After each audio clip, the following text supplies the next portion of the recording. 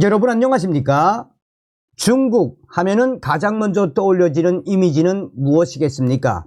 중국 공산당의 지배를 받고 있는 중국인들의 비윤리적인 인식, 중국인들의 무법천지 가치관, 뭐 이런 거 아니겠습니까? 중국인들이 해외여행을 나가서 아무 곳이나 대소변을 보고 큰 소리로 떠들고 서로 싸우고 하는 충격적인 이 관광객들의 만행에 중국인들을 아예 받지 않겠다라는 유럽 국가들도 있죠.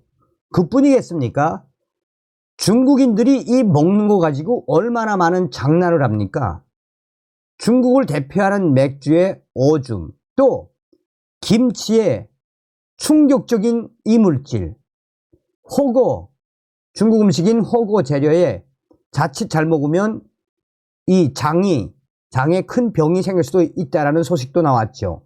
하물며 이럴진데 저는 도저히 이번 소식 이해할 수가 없는 것이, 마른 하늘의 날벼락, 중국산 전기차 구매한 국내 소비자들 충격, 저렴해서 샀다가 큰일 났습니다. 정성산TV 좋아요, 구독, 알림은 큰 힘이 되겠습니다. 이럴진데 우리 국내 소비자들, 한국의 좋은 차, 저렴한 중고차들이 또 얼마나 많습니까? 아무리 중국산 전기차라 할지라도 이런 중국산 전기차를 구매하는 분들 도저히 이해할 수가 없습니다. 마른 하늘의 날벼락, 저렴해서 샀다가 소송까지 갔죠. 중국산 전기차, 끊임없는 품질 문제에 소비자들 큰일 났다. BYD가 전기 승용차로 국내 시장에 발을 들이는 것이 확실시되고 있습니다. 싼 가격과 함께 기존 이미지를 타파하고 좋은 품질의 전기차를 공급하겠다는 목표입니다. 그러나 우리나라에 팔렸던 기존 중국산 전기차가 어떤 충격적인 모습이었는지를 보았다면 이러한 전략이 쉽게 통하지는 않을 전망입니다. 최근 여러 매체와 커뮤니티에서 나오는 충격적인 반응을 통해 중국산 전기차에 대한 우려가 지금 일파만파 빠르게 확산되고 있습니다. 제가 왜 중국산 전기차를 샀을까요? 마른 하늘의 날벼락입니다. 저렴해서 샀다가 소송까지, 그리고 환불도 안 되고 갑자기 충전도 안 됩니다. 여러분들 중국산 전기차 절대 사지 마세요. 한 커뮤니티에 올라와 있는 소비자의 충격적인 반응. 얼마 전 중국산 전기 픽업인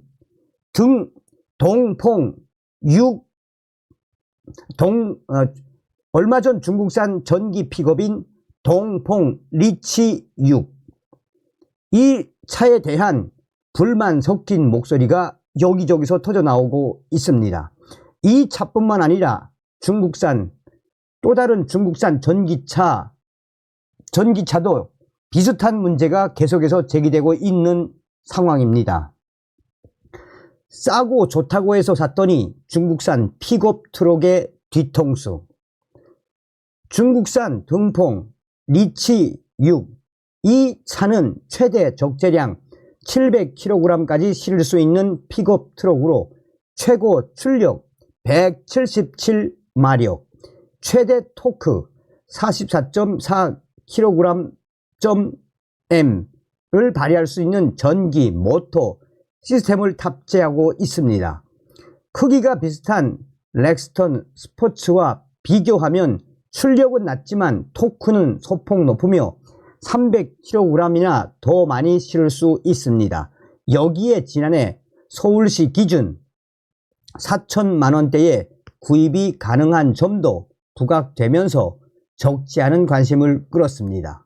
하지만 이런 인기와 별개로 적지 않은 문제들이 계속해서 속출하고 있습니다.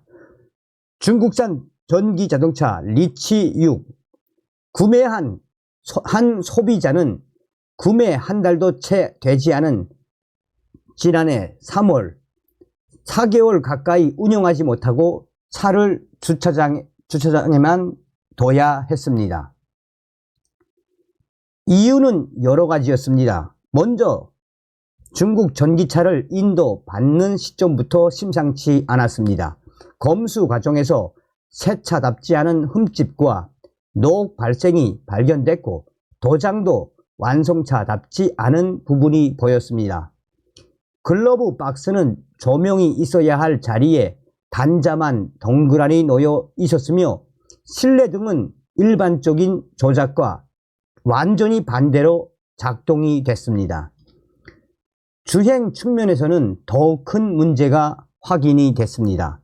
중국산 전기차 리치6은 차량 홍보 과정에서 자동 긴급 제동 장치 탑재를 강조한 바 있습니다. 하지만 정작 주행을 시작한 뒤 아무것도 없는 도로 위를 장애물로 인식했습니다. 명확한 설계 결함으로 판단할 수 있음에도 중국 전기차 리치6을 판매한 총판업체는 AEB, 즉 자동 긴급 제동 장치 민감도만 조절하면 된다라며 황당한 주장을 늘여놓았습니다. 민감하게 작동한다고 주장한 자동 긴급 제동 장치 AEB와는 정반대로 문제도 제기됐습니다. 손끼임 등을 방지하는 세이프티 파워 윈도우는 대놓고 손을 가져다 댔음에도 이를 감지하지 못했습니다. 주행 중 일반적인 차와는 비교도 안 될 정도의 잡소리도 발생했습니다. 충격적인 문제는 계속됐습니다.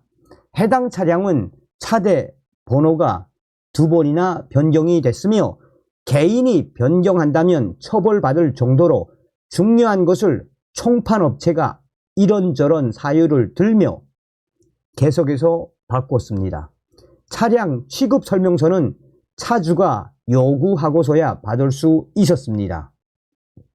이런 일련의 문제들로 차주는 총판업체에 환불을 요구했습니다. 하지만 총판업체는 수리비와 위로금 명목으로 50만원만 건네준 채 환불을 거부했습니다. 결국 이 차주는 총판업체와 딜러를 상대로 민사소송에 들어갔습니다.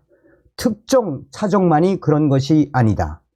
다른 중국산 전기차를 구입한 소비자 사이에서도 문제는 끊이지 않았습니다. 급속 충전이 되지 않거나 아예 시동이 걸리지 않는 등의 문제를 겪고 있습니다. 해당 전기차 차주는 고속도로를 주행 중 급속 충전이 되지 않아 아예 다른 차로 바꿔 탄 적이 있습니다 라고 B씨는 토로했습니다. 마찬가지로 수입사 측에 교환 혹은 환불을 요구했으나 수입사가 이를 완강하게 거절했다고 말했습니다.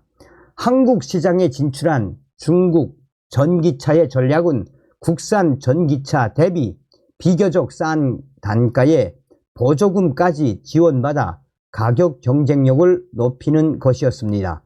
하지만 판매하자마자 품질 관리와 보증에 문제가 생겼고 소비자가 이에 대한 해결을 요구하자 수입사는 최소한의 대책만 세우거나 아예 무시하고 있는 형세입니다.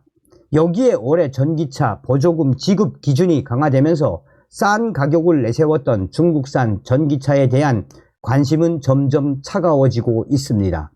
앞서 소개한 중국 전기차 리치6은 작년 기준 국고 보조금 1,177만원을 받을 수 있었습니다. 하지만 올해 바뀐 보조금 지급 기준으로 인해 무공해차 통합 누리집에 고지된 리치6의 보조금은 지난해 대비 699만원 내려간 478만원에 그쳤습니다.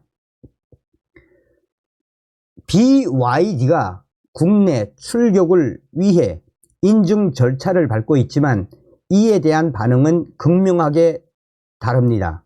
특히 이번처럼 기본 품질이나 수입사의 안일한 대처가 계속된다면 역반응은 더욱 거셀 수밖에 없습니다. BWD뿐만 아니라 앞으로 국내에 도입될 중국산 전기차들이 직면할 과제가 어떻게 해결될지 관심이 모일 수밖에 없는 이유이며, 소비자들은 한결같이 중국산 전기차 절대 사지 마세요 라고 강조하고 있습니다. 자, 지금 이 소식은 연합뉴스에서도 소상하게 리포트로 보도를 했습니다. 제가 이거를 또 한번 보여드리는 이유는 이 앞서서 말씀드렸던 것처럼 마른 하늘의 날벼락을 맞은 중국산 전기차 구매했던 소비자들의 그 절규에 가까운 소식 아니겠습니까? 그러니 실내등은 버튼 작동 방향이 서로 다르다. 버튼 누르면 켜지고 버튼이 나오면 꺼지고, 안전 관련 문제가 가장 크다. 감지를 못한다는 거 아니겠습니까? 수시로 경고음이 들려오고, 지금 자동 긴급 제동 장치 또 울리네요. 소음도 엄청 크며 지금 총판회사가 오리발을 내밀고 있으며 민사소송을 제기할 수밖에 없었던 소비자들. 자, 그러면서 중국차가 뭐라고 할까? 여기서 쭉 이야기하는 그 핵심이 뭡니까? 중국산 전기차 땡땡땡땡 혹시나 구매 예정이신 분들, 저렴한 가격이라고 구입하려는 분들 절대 비추합니다. 구입하셔서 주행해 보시면 매일매일 스트레스 받으실 거예요. 어디까지나 이 주밖에 주행해 보지 않은 개인적인 의견이지만 꼭꼭 참고해서 고려해 주세요. 대한민국에 훌륭한 차들이 얼마나 많은데 이렇게 중국 전기차를, 어찌됐든 다음 시간에 뵙겠습니다. 멸공.